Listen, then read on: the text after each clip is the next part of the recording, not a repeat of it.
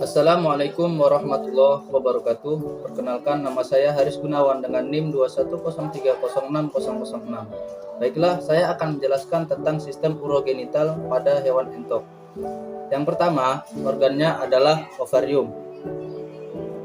Ovarium yang berkembang hanya sebelah kiri. Biasanya ovarium terdiri dari 5 sampai 6 folikel yang berkembang. Kemudian ovarium itu terbagi menjadi dua bagian, yaitu korteks bagian luar dan korteks dan medula bagian dalam. Korteks mengandung folikel yang terdapat sel-sel telur.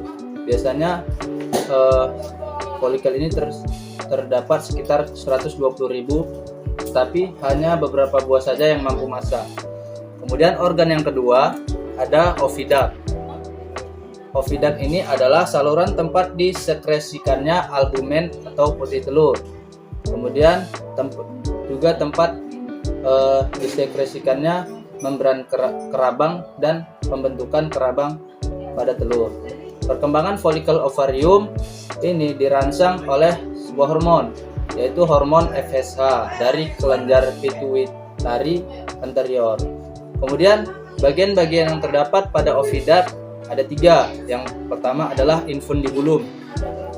Infundibulum dia berbentuk seperti corong atau oviduct yang berfungsi untuk menangkap dan menelan ovum yang masak sehingga akan masuk ke dalam oviduct.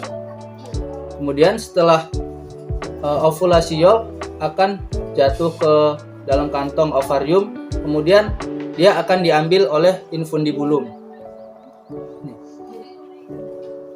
Bagian yang kedua ada magnum. Magnum ini tersusun dari glandula tubular yang sangat sensibel. Sintesis dan sekresi putih telur terjadi di sini. Kemudian bagian yang ketiga ada isthmus. Isthmus ini dia tugasnya mensekresikan membran atau selaput telur. Kemudian telur ketika berada di sini dia berkisar antara 1 jam 15 menit sampai 1 jam setengah. Kemudian bagian yang ketiga adalah uterus. Uterus adalah tempat penyimpanan sementara sebelum telur keluar. Kemudian organ yang terakhir ada vagina.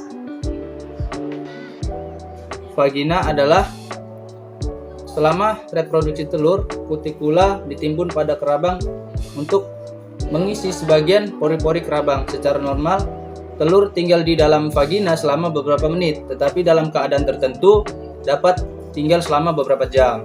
Pada bagian ini terjadi 2 fenomena, yaitu dehidrasi putih telur atau plumping yang kemudian terbentuk kerabang menjadi cangkang telur. Warna kerabang telur yang terdiri atas sel porfirin akan terbentuk di bagian ini pada akhir mineralisasi kerabang telur. Kemudian organ yang terakhir ada kloaka. Kloaka ini merupakan bagian paling ujung keluar dari induk tempat dikeluarkannya sebuah telur. Total waktu untuk pembentukan sebutir telur adalah 24 sampai 25 jam. Kemudian saya akan menjelaskan proses terbentuknya telur. Mulanya terbentuk ovum di dalam ovarium. Ovum yang matang akan dilepaskan oleh ovarium dan ditangkap oleh infundibulum. Kemudian kuning telur berada di sana selama 15 sampai 30 menit. Pada persimpangan infundibulum ini dan magnum, jika terdapat spermatozoa akan terjadi pembuahan telur, maka telur akan menjadi telur fertil.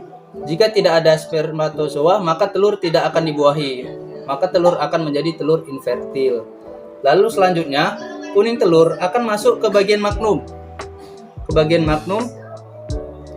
Dan putih telur akan disekresikan selama 3 jam. Lalu telur masuk ke dalam isthmus dan dibungkus oleh membran sel yang membutuhkan waktu selama 1,5 jam. Kemudian lalu telur akan masuk ke uterus atau rahim, dan terjadilah pembentukan kerabang telur yang membutuhkan waktu selama 18 sampai 21 jam. Nah, kemudian telur yang terbungkus kerabang lalu masuk ke vagina. Di vagina ini terjadi penyempurnaan posisi dan pori-pori telur. Setelah itu, telur yang terbungkus oleh kerabang akan keluar melalui kloaka. Proses pembentukan ini membutuhkan waktu sekitar 24 sampai 25 jam. Baik, terima kasih video saya. Assalamualaikum warahmatullahi wabarakatuh.